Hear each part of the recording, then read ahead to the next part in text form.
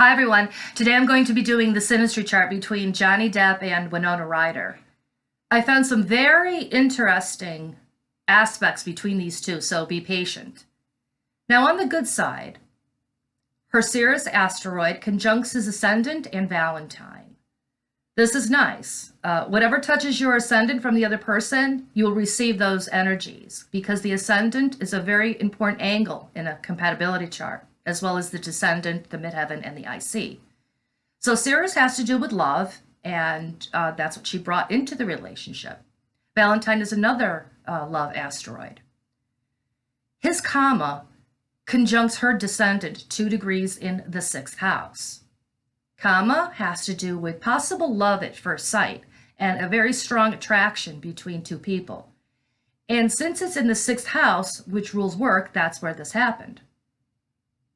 Now, on the flip side, there was a ton of very interesting details. Her Nessus conjuncts his sun 3 degrees. This is an automatic fail to me. I would never get involved with anyone whose Nessus conjuncted my sun. The sun is a very important luminary in a compatibility chart, as well as the moon. And Nessus has to do with abuse. So her Nessus is in the sign of Gemini. It's in the 7th house, which rules committed relationships. So I think that she was verbally abusive towards him. Now his Dejanira, Astarte, Bluet, and Finale conjuncts her vertex 2 degrees. The vertex, another very important part in a compatibility chart. So all of these asteroids are holding hands, and what are they saying? So his Dejanira, that has to do with victimhood. He brought victimhood into the relationship, as well as big arguments and blow-ups, and Bluet, self-explanatory. He blew it, and Finale, endings. So this relationship was not meant to last. Now, why did they break up? Well, I know that they said that the media attention was too much and the relationship couldn't survive under the scrutiny of the media. When celebrities break up and they blame it on the media, to me, that translates into none of your business. But I'm going to tell you what I found. Her Pholus conjuncts his Zeus 2 degrees. Pholus is an asteroid that has to do with an explosion. It magnifies whatever it touches. And it's conjuncting his Zeus. That has to do with cheating. Now, not only does his comma conjunct her descendant, but the asteroids Think and Attica. Think has to do with disloyalty, and Attica has to do with imprisonment. So I think that she may have felt trapped in this relationship. Now, her Calypso conjuncts his North Node in the 12th house, in Cancer, which is ruled by the moon. The North Node, another important part of a compatibility chart. Whatever asteroids or planets conjunct your North Node from the other person, that will be the theme of the relationship for you. So in this case, Calypso, it has to do with that which is concealed or hidden. And it's in the 12th house. The 12th house is the last house in the zodiac wheel. And that house represents endings or things that are hidden. So it's in Cancer, like I said, ruled by the moon. So where is the moon and who is the moon talking to? Well, his Isolde and Icarus conjuncts her moon 0 degrees and 1 degree. Like I said before, the moon, a very important part of a compatibility chart. So you have to pay attention to what is being conjuncted to your moon by the other person. So in this case, Isolde, that has to do with a love triangle. Icarus has to do with rash and impulsive behavior. So I think that I think there was a love triangle going on. With who? I don't know.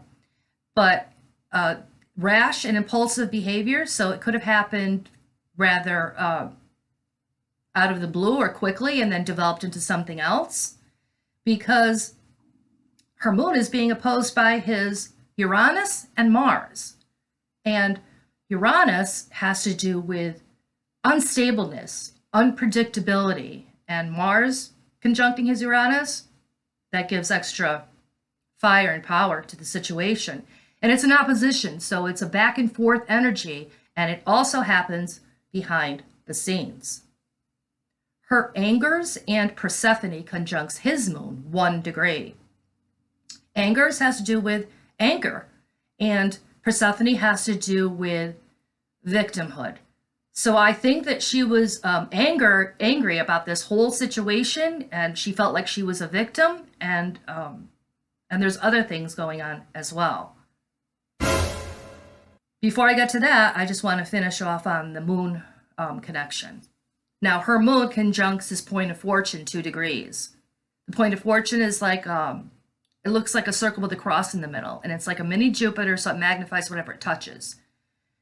Her moon conjuncting his point of fortune usually indicates marriage, but they didn't get married. And I think that the aspects I'm going to discuss further will clarify why they didn't. So not only is her moon conjuncting his point of fortune, but her Viscia asteroid as well. And Viscia has to do with viciousness. So, like I said before, there's anger, arguments, and viciousness. Her sun, Iphigenia, and Mad Hatter conjuncts his IC 3 degrees. Whatever conjuncts your IC from the other person, this will happen behind the scenes because it's opposing the midheaven. So we have Iphigenia that has to do with, again, victimhood, victimization, subservience, and Mad Hatter has to do with craziness. So there was a lot of craziness and arguments going on behind the scenes, as well as other very shocking details coming up. His Lysistrata conjuncts her IC 2 degrees. Lysistrata has to do with sexual manipulation. So either he used sex as a power tool against her, or withholding of sex. Now, his Jupiter, Chaos, Atahalpa, Lie, and Nephili conjuncts her point of fortune 0 degrees and 2 degrees. So what do we have here? Well, we have chaos, lots of chaos, and Atahalpa has to do with, more often than not, drug usage, especially with cocaine, and lie, maybe he lied about it. And Nephili has to do with cloudiness and smoke blowing. So I think that he either he hid it from her or it didn't come out in the open right away. But Jupiter is involved here, and that magnifies whatever it touches. So eventually it came out and it blew out of proportion because her Jupiter and Grieve conjuncts his AE Skyless, 3 degrees in the 4th house. Now, her Jupiter conjuncting Grieve, that means she had a really big grief over the fact of possible drug usage. His Melpomene conjuncts her Venus and Attica. Now, Melpomene is in his 4th house, and so he had a tragic childhood. And in this relationship, there was tragedy as well because it's conjuncting her Venus and the asteroid Attica. So Attica, like I said before, imprisonment. So I think she felt trapped in this relationship because of the love that she felt for him. Now, his Pholus conjuncts her Lamia, 1 degree. Like I said before, Pholus magnifies whatever it touches. It's like an explosion. And Lamia has to do with huge grief and suffering. So after this relationship ending, and he he brought her a lot of pain and a huge grief. His Dolores, which also has to do with pain and suffering, conjuncts her south node. And the south node is also important in the synastry chart. So lots of pain and suffering that he brought into her, into the relationship when it ended.